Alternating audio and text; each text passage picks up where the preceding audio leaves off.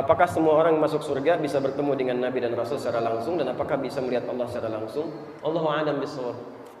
Tapi ada kalimat dalam Al-Quran, kesempatan itu ada sepanjang antum mengerjakan amalan-amalannya. Ya, sepanjang antum mengerjakan amalannya. Dalilnya ada di Quran surah ke-75 ayat 22 sampai 23, itu yang melihat Allah langsung, posisi sebelah kiri paling atas.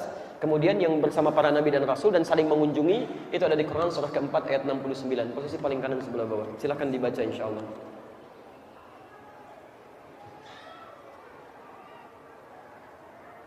Waalaikumsalam warahmatullahi wabarakatuh. Ustaz, bagaimana hukumnya apabila menikah tanpa wali dari ayah kandungnya karena ayahnya sudah meninggalkan dia sejak kecil tapi masih ada sampai sekarang, cuman tidak mau untuk menjadi wali, apakah diperbolehkan dengan wali hakim? Tapi boleh, iya. Dan fungsinya bukan cuma saat menikahkan, tapi sampai memberikan solusi kalau ada persoalan di rumah tangga. Dalilnya untuk perempuan ini ada di Quran surah kedua ayat 221, posisi paling kanan sebelah atas. Kemudian kalau ada persoalan, wali bertindak di Quran surah keempat An-Nisa ayat 35, posisi paling kiri di pertengahan. Saya bacakan ayatnya. Wala tankihul musyrikati hatta yu'minna. Jangan sampai ada laki-laki menikahi perempuan musyrik sampai dia mau beriman. Wala amatun mu'minatun khairun min musyrikatin walau a'jabatkum. Lebih baik Anda menikahi seorang perempuan muslimah yang wajahnya biasa-biasa tapi beriman dibandingkan perempuan cantik yang memukau tapi musyrik. Antum pilih mana? Menikah dengan perempuan musyrik tapi cantik, atau perempuan beriman tapi wajahnya biasa saja? Pilih mana? Lebih baik yang cantik beriman gitu kan? Kalau pilihan seperti tadi. Tapi kalau pilihan seperti Quran sampaikan, nggak ada pilihan kecuali yang beriman. Nah, cuma persoalannya kalau perempuan dia nggak bisa milih. Maksud nggak bisa milih ini, dia nggak bisa menikah dengan sendirinya. Mesti ada yang menikahkan supaya bisa melindungi dia dalam kehidupannya. Ya, karena sifat perempuan kadang-kadang butuh perlindungan yang lebih dibandingkan dengan laki-laki. Baik teman-teman, maka kalimatnya berubah. Wala tunkihul musyrikina hatta yu'minu. Jangan pernah nikahkan anak perempuan Anda dengan laki-laki musyrik sampai dia mau beriman. Jangan pernah nikahkan. Dari redaksi ini kata para ulama disepakati bahwa harus ada fungsi wali bagi perempuan ketika dia mau menikah. Siapa wali ini? Adalah kerabat terdekat. Pertama dari ayahandanya yang mengandung, yang menjadi wali atau wali rahimnya, ya, ayah biologisnya. Kalau masih ada, ya, atau masih ada, dia punya kesanggupan. Tapi kalau sifat kesanggupannya istita'ah hilang dari dirinya, misal ayahnya masih ada, tapi nggak sanggup untuk menikahkan karena saking harunya misalnya. Sampai mengucapkan kalimat ijab dan qabul misal, ya, bisa jadi keliru. Ya, misal bapaknya Rahmat yang akan dinikahkan Asep misalnya kan, saking kelirunya, ya, Ananda Asep, bapak nikahkan Ananda dengan anak Asep, ada Rahmat gitu kan. Siti anaknya Rahmat, keluar lagi saking harunya misalnya bisa keliru atau tidak baik dalam ungkapannya, maka dia boleh mewakilkan kepada wali yang lainnya. Siapa wali yang lainnya? Bisa kerabat terdekat yang lain, bisa paman, bisa kakak laki-laki yang kandung, atau wali hakim yang bisa dijadikan sebagai bagian dari, ya, pembantu untuk bisa menikahkannya. Bisa misalnya, mohon maaf, ya, guru daripada ayah, ya. Bisa misalnya, mohon maaf, dari wali hakim petugas tertentu, itu sah, boleh dilakukan, ya. Nah, ini kasusnya yang seperti ini, itu boleh.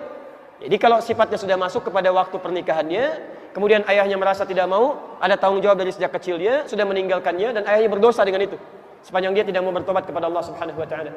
Saya berdoa kepada Allah supaya ayahnya dilembutkan hatinya, mau kembali kepada ketentuan Allah, dan bisa merajut kebaikan-kebaikan dalam keluarga yang tadi. Jadi hukumnya boleh, silahkan ambil wali yang lain sebagai wali hakim, dan dia tolong pilih wali hakim yang baik, yang bisa memberikan dukungan-dukungan dan saran-saran kebaikan dalam hidup. Teman-teman yang ikhwan, mohon ingat kata-kata ini ya. Wali itu tugasnya bukan hanya menikahkan, tapi menjadi tempat untuk berkonsultasi ketika ada persoalan rumah tangga didapati. Bahkan ketika ada suasana yang luar biasa kerasnya sampai dimungkinkan terjadi perceraian, maka wali ini yang dijadikan rujukan untuk konsultasi. Ya, lihat, wa in khiftum shiqaqa bainihima fab'athu hakaman min ahli wa hakaman min ahliha. Jika Anda dikhawatirkan sifat di rumah tangga yang berat situasinya sampai terjadi perpecahan luar biasa, maka utuslah seorang wali yang dipercaya dari keluarga laki-laki atau perempuannya. Jadi intinya boleh itu dilakukan, dan silahkan berlangsung pernikahan, dan semoga Allah memberikan rahmat dan keberkahan dalam pernikahannya. Yang terakhir, mohon maaf saya harus berhenti pada yang ini, dan yang belum saya jawab insya Allah di kesempatan maghrib nanti saya sampaikan. Ustadz, bagaimana cara menasihati sahabat yang masih kerja di bank konvensional? Antum berdoa dulu kepada Allah sebelum menasihati. Minta kepada Allah supaya Allah lembutkan hatinya.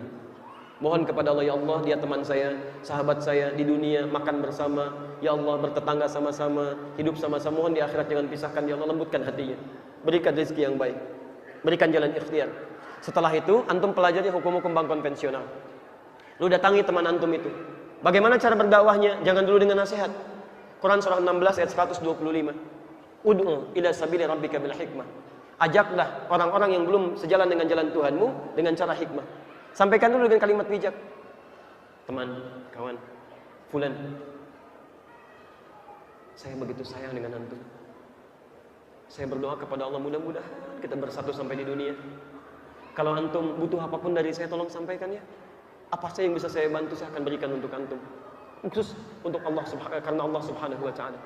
Kalau antum butuh sesuatu, sampaikan pada saya. Sepanjang saya bisa, saya akan berikan.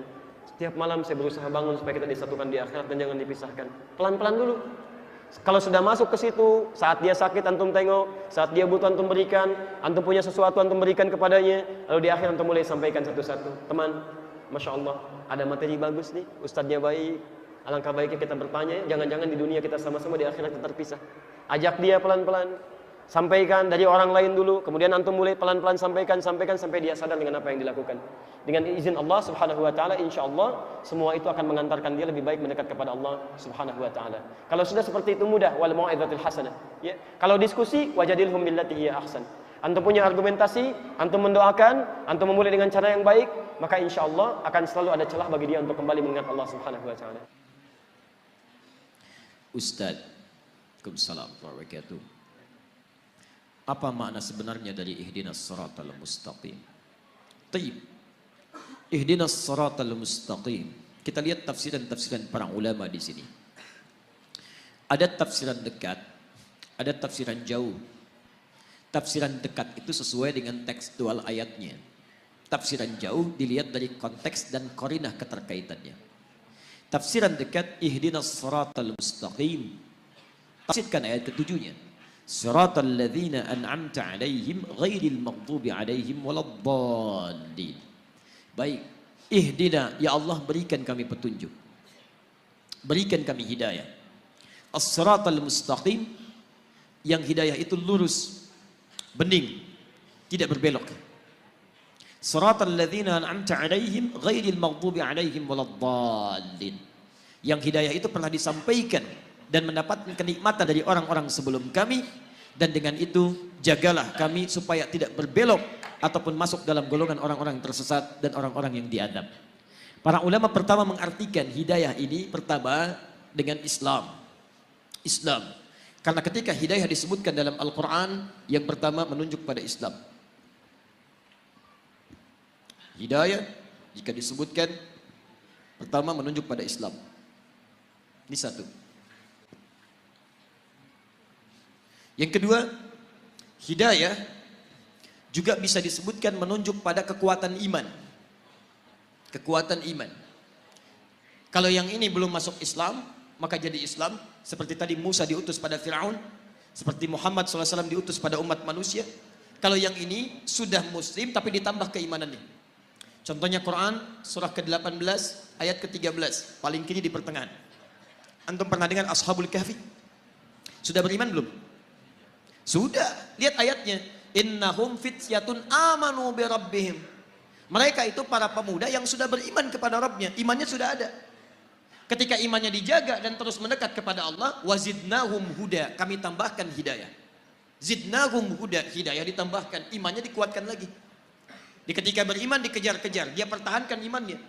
Begitu dia pertahankan imannya, kemudian masuk ke dalam gua, Allah tambahkan lagi kekuatan iman. Semakin mendekat, semakin mendekat, semakin mendekat. Baik, tiga, ada jenis hidayah, bentuknya amal soleh. Jadi kalau orang diberi hidayah oleh Allah Subhanahu wa Ta'ala, artinya diberi jalan untuk beramal soleh, petunjuk untuk mengerjakan amal soleh. Dalilnya Quran surah kedua, misal Al-Baqarah, dari ayat kedua sampai ayat kelima.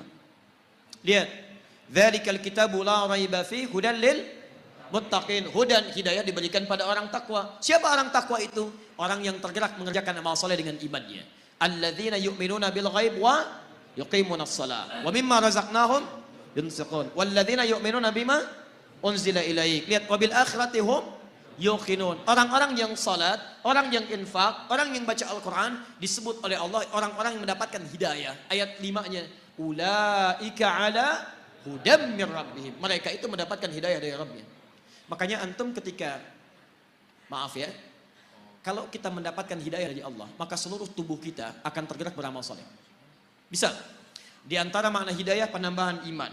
Apa fungsi mata? Melihat. Tuh, sudah keliru. Mata itu bukan melihat. Mata itu fungsinya bukan melihat. Kalau cuma melihat, kambing melihat. Elang melihat. Dan saya sering katakan mata elang lebih tajam daripada mata antum. Elang naik ke udara, di langit dia melihat anak ayam, kelihatan oleh dia, diterjang, diambil. Antum naik pesawat ke udara, anak antum gak kelihatan di bumi.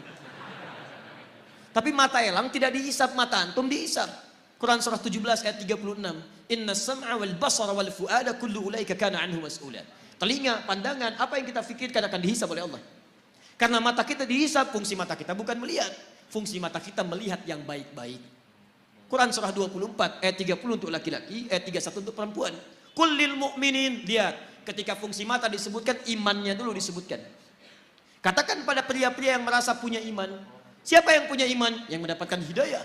Karena bagian dari hidayah adalah memberikan kekuatan iman. Lihat, hidayah masuk lewat mata, iman masuk lewat mata. Ketika iman masuk lewat mata, yaghuddu min absarihim, maka dia akan palingkan dari yang tidak baik menurut Allah. Makanya mata orang yang mendapat hidayah itu ketika melihat yang baik-baik cepat bergerak. Coba lihat, di antara sekian orang yang lewat di jalan, ditampakkan oleh Allah melihat masjid, melihat orang, melihat sekian. Berapa di antara yang melihat itu yang tergerak untuk datang ke masjid?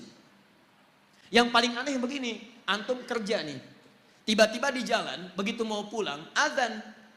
Begitu lewat, kok lewat masjid dan antum lihat orang sholat. Pertanyaan saya, mudah bagi Allah mengarahkan antum ke tempat lain yang tidak melihat orang sholat. Kenapa anda dibawa ke situ melihat orang sholat? Artinya Allah menginginkan anda dapat hidayah lewat mata anda. Itu poinnya. Diberbahagialah kalau anda sering diarahkan pada yang baik-baik. Dulu di Amerika itu ada 2 mahasiswa. Satu muslim, satu non muslim. Yang muslim sering berdakwah dengan akhlaknya. Dan dia sering lihat yang baik-baik. Channel One dia putar. Satu kali acara sholat isya di Mekah. Imamnya Syekh Sudes. Dia iseng tanya pada kawannya non muslim. Perhatikan kalimatnya. Menurut kamu berapa banyak orang ada di situ? Masjidil Haram. Kata non muslim, saya kira 5.000, 50.000 lah. Kata temannya, di situ setidaknya ada 500.000 sebelum dibongkar. Kata yang muslim, berapa lama waktu dibutuhkan untuk membuat mereka semua rapi seketika? Kata yang non muslim, saya pikir 3 pekan. 3 pekan. Dia kira dibariskan satu-satu. Perhatikan kata yang muslim, saya akan tunjukkan pada anda, tidak sampai 5 menit semua baris rapi. Masya Allah. Kata non muslim ini, saya tidak percaya. Kata yang muslim, lihat. Begitu iqamat, Allahu Akbar, Allahu Akbar, Masya Allah, yang tawaf berhenti semua, rapi menghadap. Belum 1 menit, sudah bengong, tunggu, jangan dulu bengong. Begitu Syekh Sudes memulai, istawu, istaqimu, rapat, rapi, tegak semua. Begitu takbir, Allahu Akbar, semua takbir seketika, rapi, nggak sampai 5 menit. Tiba-tiba hidayah masuk lewat mata. Tuh, pertama, Islam. Dia berkata, perhatikan perkataannya, tolong tunjukkan pada saya bagaimana caranya masuk Islam. Karena agama ini bukan buatan manusia. Nonton sholat isya, dapat hidayah, masuk Islam. Yang paling aneh, sudah masuk Islam, diajak sholat isya, gak berangkat. Itu poinnya. Hidayah masuk lewat mata. Makanya mata orang dapat hidayah, itu lihat yang baik-baik cepat. Yang tidak baik dia palingkan. Lihat handphone, tayangan gak baik, dia palingkan. TV, gak ada acara yang gak bagus. Gak bagus, pindah channel. Majalah, gak ada yang dibawa yang gak baik-baik. Yang baik semua. Baik. Makanya kalau antum sering lihat yang baik-baik, yang halal-halal, yang haram, antum gak akan peduli. Seorang suami yang selalu menatap istrinya yang halal, maka matanya tidak akan pernah diarahkan pada yang haram. Demikian pasangan. Demikian kehidupan. Dan cepat, bahkan istighfar dia. Kalau dia sudah jadi penghuni surga, lisannya cepat istighfar. Quran surah ketiga, ayat 133. Wasari'u ila maghfirah Perhatikan, ada calon penghuni surga seluas langit dan bumi, orang takwa itu cepat beristighfar. Begitu dia lihat tayangan yang tidak baik, dia palingkan, lisannya istighfar, astagfirullah. Dan cepat, antara lisan dengan mata itu seimbang, palingkan, astagfirullah. Nggak ada yang terlambat, astagfirullah. Nah, itu belum. Jelas ya? Jadi ihdinas siratal mustaqim bisa dipahami sebagai bimbingan dari Allah supaya mendapatkan keislaman, bisa peningkatan iman, bisa peningkatan amal saleh, ya, bisa petunjuk pada yang baik-baik. Tayyib ihdinas siratal mustaqim, yang tidak berbelok, yang lurus, yang baik, yang tegas, yang nyaman, dan inti paling besar itu Al-Qur'an. Nanti tafsir siratal ladzina an'amta 'alaihim ghairil maghdubi 'alaihim ditafsirkan di Quran surah keempat ayat 69. Yaitu ada para nabi, ulaika ma'al ladzina an'ama Allahu minan nabiyyina was-siddiqina wasyuhada was-salihin. Jadi kalau antum ingin seperti orang-orang mendapatkan hidayah, ikuti manhaj para nabi, ikuti orang-orang saleh, ikuti jejak para syuhada, ikuti orang-orang jujur. Maka bagaimana caranya? Wa may yuti'illaha war rasul. Ikuti Allah dan Rasul. Itu caranya. Ya. Jadi asal katanya sebetulnya kalau secara bahasa tafsiran ini tidak dekat kepada tunjukkan jalan yang lurus. Ya, tapi itu kadang sering dipakai. Saya pernah tugas di Saudi, di Mekah tahun 2010. Itu ada sebagian jamaah yang tersesat dari maktabnya. Tapi saya yakin bukan orang Medan. Kemudian dia bingung kembali, nggak tahu jalan. Lihat askar Saudi, dia nggak bisa bahasa Arab. Askar nggak bisa bahasa Indonesia, nggak nyambung dua-duanya. Maka dia teringat ayat ini, Masya Allah. Pak, ihdinas siratal mustaqim. Tunjukkan kami jalan yang lurus. Askarnya nggak bisa bahasa Indonesia, pakai bahasa Arab nggak nyambung-nyambung. Paling cepat askarnya teruskan ayatnya. Siratal ladzina an'amta 'alaihim ghairil maghdubi 'alaihim waladdallin.